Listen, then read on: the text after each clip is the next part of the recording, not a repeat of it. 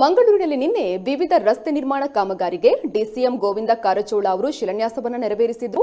ಅತ್ರಾಡಿ ರಾಜ್ಯ ಹೆದ್ದಾರಿ 67ರ 12.98 ಕಿಲೋಮೀಟರ್ನಿಂದ 14.80 ಕಿಲೋಮೀಟರ್ ವರೆಗೆ ಸುಮಾರು 50 ಕೋಟಿ ರೂಪಾಯಿ ಅಂದಾಜು ವೆಚ್ಚದಲ್ಲಿ ಚತುಷ್ಪಥ ರಸ್ತೆ ಮತ್ತು ಪಾಲ್ಗುಣಿ ನದಿಗೆ ಸೇತುವೆ ನಿರ್ಮಾಣ ಕಾಮಗಾರಿ ನಡೆಯಲಿದ್ದು, ಈ ಕಾಮಗಾರಿಗೆ ಉಪಮುಖ್ಯಮಂತ್ರಿ ಗೋವಿಂದ ಕಾರಜೋಳ ಅವರು ಶಿಲಾನ್ಯಾಸವನ್ನು ನೆರವೇರಿಸಿದರು. ಬಳಿಕ ನಡೆದ ಸಭಾ ಕಾರ್ಯಕ್ರಮವನ್ನು ದೀಪ ಬೆಳಗ್ಗೆ ಉದ್ಘಾಟಿಸಿದ್ದಾರೆ.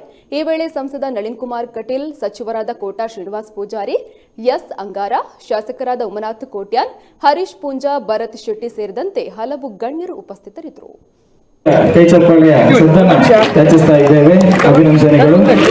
ಸಂಸದದ ಸಂಭ್ರಮದ ಸುದಿನ ಅಭಿವೃದ್ಧಿ ಆಡಳಿತ ಮಾತ್ರ ಎನ್ನುವ ನಿಟ್ಟಿನಲ್ಲಿ ಭಾರತೀಯ ಜನತಾ ಪಾರ್ಟಿ ನಮ್ಮ ಕರ್ನಾಟಕ ಸರ್ಕಾರ ವಿವಿಧ